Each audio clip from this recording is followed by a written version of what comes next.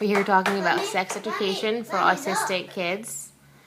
I know you have a background in the field. Can you start maybe with, what your background is and give us some information on who you are? Yes. I'm a teacher for middle schoolers with autism right now in a specialized program. Most of my experience is middle school, high school, a little bit of younger. Okay. So they're kind of we hit that age, that puberty adolescence, yeah. The biggest thing I would need is a curriculum designed for students on the spectrum, individuals of all ages.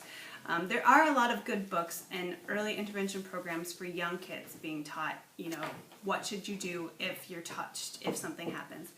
But right now, I have a big group of middle schoolers, and there's nothing designed for them. They want to be touched. They don't necessarily understand why everybody else doesn't want to be. So anything to really explain the social appropriacy is what was necessary, so I'm not having to constantly rewrite social stories and invent different materials to try to explain why you can't engage in sexual activities all day, every day with everyone you see, because they want to, and they don't understand why they can't.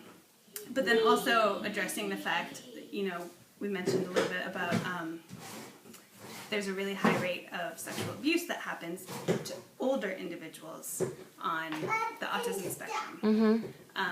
There's a lot of curriculum for the younger kids. The older kids don't always understand what's happening. There's nothing I've come across that addresses that. It would be great to have something that explains consent and appropriacy in sexual relationships for adults of special needs.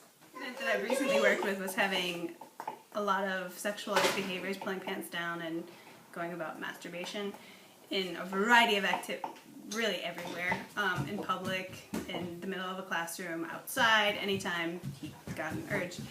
And so we actually did a lot of social stories with his mom, teaching him at home and then reviewing him at school. And he actually, interestingly enough, got really embarrassed by it when he realized what was appropriate. And we set up parameters onto where it was allowed. And it was only bedtime at home. Mom decided that was the only parameter that was appropriate.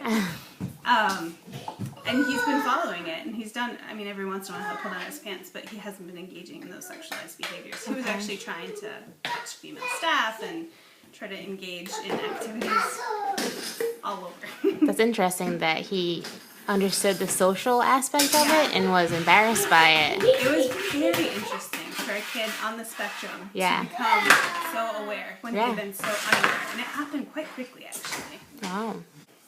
Other kids, I've worked with some quite low-functioning kids, and that's a constant, almost everyday struggle that we've gone through with some of them.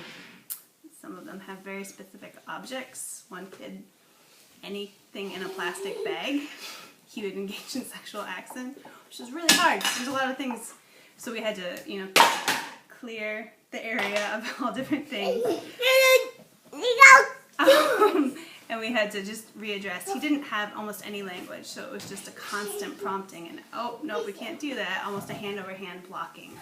And then allowing free range in his bedroom kind of a thing. Wow. So I've had a wide range of students. I've had a wide range of parents. And some parents are very pragmatic, and they just have, locations. Some, shower, allow masturbation activities.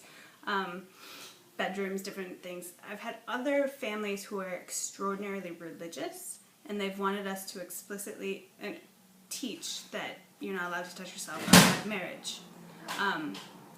That was very, very challenging to teach. It was a moderate to low-functioning individual who had a lot of history of going after other people because he didn't fully understand, and we weren't allowed to teach appropriacy just by law because he was under 18, and so we had to follow the parents. But other parents, some get really embarrassed by it, and some are like, just you teach it, you take it over, you do it, whatever you need to do. And some are more able to work with us and review the same stories at home that we do at school, which is always way more effective and helpful. So it's kind of a spectrum of parents who are comfortable and those are absolutely kind of... Well, and then you get the religious piece in there as well, which, a lot of religions, it gets really tricky.